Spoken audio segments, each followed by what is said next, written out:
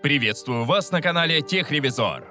В подборке 10 разных игровых смартфонов под разный бюджет, от 25 тысяч рублей и до 120 тысяч. Я посмотрел, какие смартфоны сейчас на рынке лучше всего подходят для мобильного гейминга, какие нормально тянут тяжелые тайтлы в 60 FPS, не перегреваются через 15 минут, быстро заряжаются и имеют много памяти для загрузки кучи игрового кэша. В процессе обзора каждого смартфона будем смотреть на железо, экран, матрицу, разрешение, память, автономность и зарядку. Если вы сразу поймете, что какой-то смартфон вам подходит, переходите по ссылке в комментарии, смотрите цену, читайте отзывы и принимайте решение. Сейчас попрошу у вас только подписаться на канал, поставить лайк и приступаем к рейтингу. Открывает рейтинг Poco X7.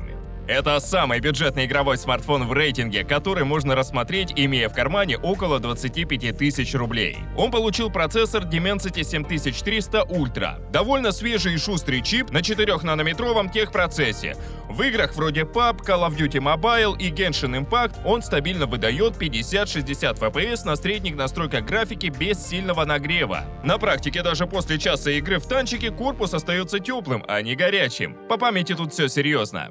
12 гигабайт оперативки и 512 гигабайт встроенной. Этого хватает не только на тяжелые игры, но и на кучу приложений, фото и видео без страха быстро забить память. Экран у Poco X7 добротный. Здесь стоит панель диагональю 6,7 дюйма, AMOLED-матрица с разрешением 2712 на 1220 пикселей и частотой обновления 120 Гц. Картинка яркая, сочная и плавная. Особенно это заметно в динамичных шутерах. Пиковая яркость доходит до 3000 нит. Даже при ярком солнце все отлично видно. Плюс прочное стекло Gorilla Glass Victus 2, чтобы меньше переживать за экран. За автономность отвечает батарея на 5110 мАч.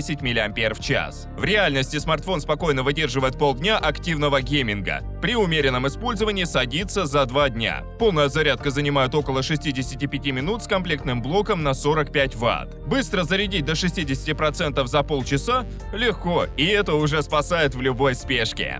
Из других фишек Poco X7 стоит отметить качественную виброотдачу, стереодинамики с поддержкой Dolby Atmos и расширенные игровые настройки. Есть режим Game Turbo, который позволяет подгонять частоту процессора и приоритизировать сетевые ресурсы для игр. Полезная штука, когда нужно выжать максимум. На 9-м месте Tecno Pova 6 Pro. Еще один недорогой смартфон плюс-минус до 30 тысяч рублей. Этот товарищ цепляет своим дизайном. Прямые линии, меха-текстура на спинке, а еще светящаяся панель, которая может моргать, переливаться и сигналить о событиях. Даже чехол в комплекте не простенький силиконовый, а стильный и дополняющий образ смартфона. За производительность отвечает MediaTek Dimensity 6080 5G. Чип прошлого года не топовый, но для повседневки и большинства игр хватает с головой. Интерфейс летает, соцсети, видео и легкие игры работают отлично. Свои 60 FPS на средних получается. А максималка в каком-нибудь Genshin Impact говорить, конечно, не приходится. Но всякие шутеры, гонки и подобное идет хорошо. Памяти с запасом, как для недорогого смартфона. 12 гигабайт оперативной и 256 гигабайт постоянной. Есть слот для карты памяти и поддержка USB OTG. Если вдруг захотите подключить флешку или геймпад. В качестве экрана тут панель диагональю 6,8 дюйма на AMOLED-матрице с разрешением 2436 на 1080 и частотой 120 Гц. Картинка яркая, с хорошей читаемостью даже летом на солнце. Цвета насыщенные, но иногда чересчур. Впрочем, для игр и видосов это скорее плюс. Все выглядит ярко и живо. Что еще по ощущениям? Смартфон крупный, но в руках лежит уверенно и тяжелой кирпичностью не страдает. Во время игры руки не устают. Звук сочный с прокачанным басом, как через наушники, так и через динамик. Батарея у Tecno на 6000 мАч. Работает смартфон от одной зарядки около 2 дней при активном использовании. С постоянными соцсетями, видео, навигацией и мобильным интернетом. Заряжается бодро. Комплектный адаптер на 70 Вт полностью восстанавливает смартфон за 50 минут. 8-ю строчку занимает Infinix GT20 Pro. Последний в рейтинге более-менее недорогой игровой смартфон. Тоже достаточно интересный внешний смартфон с анимированной LED-подсветкой и технотекстурой. Материалы только простые, но даже в комплектном защитном чехле смарт выглядит привлекательно. Молодежь оценит. Вообще, этот Infinix сертифицирован для турниров PUBG Mobile. Можно сказать, что это самый дешевый смарт, который дает возможность играть в PUBG в 120 FPS. Infinix GT 20 Pro работает на топовом процессоре Dimensity 8200 Ultimate, который спокойно тянет тяжелые игры вроде Call of Duty Mobile на ультраграфике в 90 FPS, Genshin Impact на высоких настройках в районе 55-60 FPS, ну и, само собой, PUBG в 120. С нагревом все неплохо. Даже в долгих сессиях температура редко переваливает за 40-42 градуса. Охлаждение справляется благодаря испарительной камере, поэтому серьезного сброса производительности нет. Экран на AMOLED-матрице диагональю 6,8 дюйма с Full HD Plus разрешением и частотой 144 Гц. Плавная картинка, высокая четкость и сочные цвета. Яркость до 1300 нит позволяет комфортно пользоваться телефоном даже под прямыми солнечными лучами. Минус – излишне широкий цветовой охват. Иногда картинка выглядит перенасыщенной. Но и 144 Гц вместо 120 немного по-новому смотрится. Добавляет ощущение плавности и быстрого отклика. За автономность отвечает батарея на 5000 мАч. В реальности смартфон живет около 1,5 дней при умеренном использовании. При активных играх батарея садится за 4-5 часов. Заряжается быстро от комплектной зарядки на 45 Вт, с 0 до 100% примерно за 50 минут. Беспроводную зарядку смартфон не поддерживает. Теперь прикоснемся к околофлагманскому сегменту. 7-е место занимает Poco F7 Ultra. У него внутри Snapdragon 8 Elite, а за графику отвечает Adreno 830. Конфигурация памяти тут с запасом. 16 гигабайт оперативной плюс 512 гигабайт встроенной. Хватает и для тяжелых игр, и для хранения 4К видео, и для кучи приложений. В целом, тут стоит топовое железо, способное запускать любые игры на максималках. В Genshin Impact можно рассчитывать на стабильные 55-60 FPS. В PUBG ультраграфика без намеков на лаги. Call of Duty Mobile летает. Под нагрузкой корпус слегка нагревается, но не обжигает руки. Система охлаждения стала лучше. F7 Ultra греется меньше, чем прошлая Poco.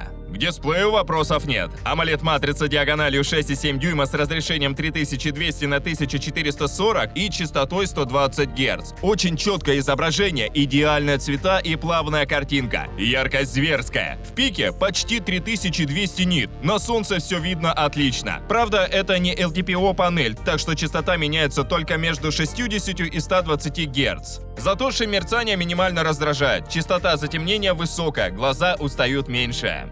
По автономности. Батарея емкостью 5300 мАч живет долго. В среднем сценарий легко тянет 1,5-2 дня. В режиме видео по Wi-Fi 18 часов. А вот зарядка просто магия. С 0 до 100% за 31 минуту при 120 Вт. Еще и беспроводная поддерживается мощностью 50 Вт. За автономность можно вообще не переживать. Пока готовите кофе, смартфон уже заряжен наполовину. Вот только один нюанс. Зарядка в комплекте не идет. Тут придется либо докупать блок самостоятельно, либо пользоваться тем, что есть. В целом, будьте готовы. Почти все популярные флагманы и недофлагманы не считают важным положить в комплект блок питания. 6-е место занимает ZTE Nubia Z60 Ultra. Это достаточно необычный смартфон, который по дизайну в целом и аналогов-то не имеет. Толстый, крупный, тяжелый, безрамочный, весит так вообще 250 грамм, как какой-нибудь защищенный танк. Но, кстати, одна из фишек – подэкранная фронталка. То есть тут нет челки или какого-нибудь глаза посреди дисплея. Внутри тоже порядок. В качестве проца тут стоит флагманский чип Snapdragon 8 Gen 3, PUBG, Call of Duty Mobile, Diablo Immortal. Все идет на максималках без тормозов. В Genshin Impact на ультра настройках можно получить стабильные 60 FPS, но уже через 10-15 минут корпус ощутимо нагревается. В тесте 3D Mark температура доходила до 54 градусов, и это не шутка, держать в руках было не слишком приятно. С нагревом у него дела не самое лучшее, но охлаждение справляется, если не мучить телефон играми часами без перерыва. Огромный AMOLED-дисплей без фронталки выглядит эффектно. Разрешение 2480 на 1116 пикселей, частота 120 Гц, плотность 400 ppi, то есть все четко, плавно и насыщенно. Яркости в 1500 нит с головой хватает даже на улице. В играх и фильмах картинка погружает полностью, а подэкранная фронталка почти не видна. Но LTPO нет, так что 120 Гц не снижается до 1 Гц. Это минус для экономии энергии. Ну и не сказать, что у ZTE какие-то проблемы в плане автономности. Аккумулятор на 6000 мАч. Живет до 1,5-2 дней, а если играть без остановки, около 5-6 часов обеспечено. Зарядка проводная, 80 Вт. За полчаса почти 60%, а полностью менее чем за час. Жаль, конечно, что беспроводной зарядки нет, но спасибо на том, что не зажмотили и кинули в комплект блок питания. На 5-е место поставил iPhone 16 Pro Max. Конечно, не то чтобы самый игровой смартфон, но сейчас посмотрим на него как на флагманский яблочный аппарат для гейминга. В 16 Pro Max стоит новейший чип Apple A18 Pro. Все те же игры вроде Genshin Impact, Call of Duty Mobile и PUBG работают на максималках в 60 FPS без лагов. Но в особо тяжелых сценах Genshin может проседать до 45 FPS, особенно если аппарат нагрелся. А он нагревается, корпус ощутимо теплый после 15-20 минут игры. С тротлингом Apple борется, но греется сильно. Охлаждения, как у игровых Android-смартфонов, тут нет. Кстати, корпус тут титановый. Правда, царапается и гнется как алюминиевый, то есть без маркетинга тут не обошлось. Но выглядит солидно, ничего не скажешь. Память на 8, 512 гигабайт – это минимум для флагмана в 2025-м. Оперативки не хватает, но многозадачность далека от Android-конкурентов. Система часто перезагружает приложения, особенно если в фоне будет работать пара игр. Экран у 16 Pro Max достойный, 6,9 дюйма, OLED 2868 на 1320 точек, 120 Гц, все круто. Яркость до 2000 нит на солнце, видно даже в полдень. Только Dynamic Island немного портит кайф. Вырез ест часть картинки. Ну и 120 Гц вроде как есть, но в интерфейсе не всегда работают. Часто ощущается как 60. Батарея на 4685 мАч. Реально держит день при среднем использовании YouTube, мессенджеров, камер. В играх вытягивают около 4-5 часов экрана. Зарядка медленная, в комплекте не идет. Смарт поддерживает мощность блока до 27 Вт. Например, с зарядкой на 65 Вт iPhone заряжается на 50% за 27 минут. До 100% меньше 2 часов. 4-ю строчку занимает Honor Magic 7 Pro. Работает смарт на чипе Snapdragon Elite. В Genshin Impact на максималках выдает стабильные 60 FPS. В PUBG 90 FPS без просадок. Даже в тяжелых тайтлах вроде Honkai Star Rail смартфон не пасует. При этом греется умеренно. В пиковые моменты корпус нагревается до 41-42 градусов. И это все еще комфортно для рук. Система охлаждения справляется достойно. Тротлинг минимален даже после 20-30 минут нагрузки. Конфигурация памяти. 12 гигабайт оперативной LPDDR5X и 512 гигабайт хранилища UFS 4.0. Приложения тут запускаются моментально, тяжелые игры не выгружаются из памяти, а свободного места хватает и на пару сотен видео в 4К. Экран диагональю 6,8 дюйма, OLED-матрица, разрешение 2800 на 1280, частота в 120 Гц, полный фарш в общем. Он яркий, цветопередача точная, картинка гладкая, без мерцаний. Глаза не устают даже у чувствительных людей. В помещении все видно, как в кинотеатре, на солнце тоже читаемо. Даже в горах при отражении света от снега смарт не слепнет. Частота адаптивная. Смартфон сам регулирует герцы в зависимости от задачи, экономя батарею. Батарея на 5850 мАч. Смарт спокойно живет 1,5-2 дня при активном использовании. В играх часов 5 держится. Заряжается быстро, от 100-ваттной зарядки около 40 минут. Она еще и в комплекте идет. Плюс приятный бонус – беспроводная зарядка. Она тоже быстро, до 80 Вт. Но нужна фирменная станция, так как от другого блока питания смарт получит максимум 15 Вт мощности, а это уже не так интересно, как 80. Тройку лидеров открывает Samsung Galaxy S25 Ultra. Ну и еще один незамысловатый флагман. В рейтинге я его взял по той же причине, что и iPhone 16 Pro Max. Это просто топовая модель у корейцев, которую хоть и не берут конкретно для игр, но под задачу купить что-нибудь очень мощное подходит. Процессор тут уже знакомый, Snapdragon 8 Elite. Ну, о его производительности повторяться не буду, уточню только по нагреву. Стоит сыграть полчаса, корпус заметно греется. Это не кипяток, но пальцы чувствуют тепло, особенно в районе камеры. Тротлинг тут есть, но не критичный. Samsung ограничил пиковую производительность, чтобы телефон не превращался в грелку. Охлаждение пассивное, шумов и вентиляторов нет. Но и чуда ждать не стоит. В целом, для любительского гейминга в любой тайтл на ультра годится. Тем более, что по памяти тут 12 на 512 гигабайт. Можно держать десятки вкладок в браузере, редактировать видео в CapCut и запускать игру. Все работает без перегрузки, ничего не вылетает и не виснет. Батарея обычная, на 5000 мАч. Ее стабильно хватает на сутки работы при активном использовании. Соцсети, камера, YouTube, звонки. И к вечеру остается 20%. Игры и VPN съедают заряд быстрее. Готовьтесь к подзарядке ближе к обеду. Зарядка 45 Вт, но блока в комплекте нет. Беспроводная 25 Вт. Полная зарядка чуть больше часа. Честно говоря, как для флагмана, цифра далеко не рекордная. Но и в сравнении с iPhone 16 Pro Max Samsung все-таки поприличнее в этом плане. Плюс есть и обратная зарядка мощностью 9 Вт для наушников или другого смартфона. А вот конкретная геймерская модель от Asus ROG Phone 9 Pro. Тут смартфон не только из-за мощного процессора игровым называется. Все начинается с дизайна. На боковой грани есть триггеры, как кнопки на геймпаде. Реагируют на касание, нажатия и свайпы. С ними удобно играть в шутеры. Плюс существует внешний кулер, который не только охлаждает, но и добавляет кнопки подсветку. Далее экран на спине. Это светодиодная панель, которая может показывать заряд, время и прочее. Звучит круто, только по чехлам ее не видно. Все эти фишки настраиваются в софте. Производительность, триггеры, отображение и даже автоматическая прокачка навыков в играх. В качестве процессора внутри, само собой, стоит Snapdragon 8 Elite. Понятно, что легко тянет Genshin Impact, Zenless Zone Zero и другие ресурсоемкие игры на максималках. Но при этом не перегревается. Корпус умеренно теплый, особенно с кулером. Температура не доходит выше 37 градусов, но и без него нагрев терпимый. Играть можно долго, не обжигая руки. Экран тут 6,9 дюйма с AMOLED-матрицей, Full HD+ разрешением и частотой до 165 Гц, прям как у монитора. Картинка плавная, яркая, с отличной цветопередачей. Даже под ярким солнцем все видно. Цвета можно подстроить под себя.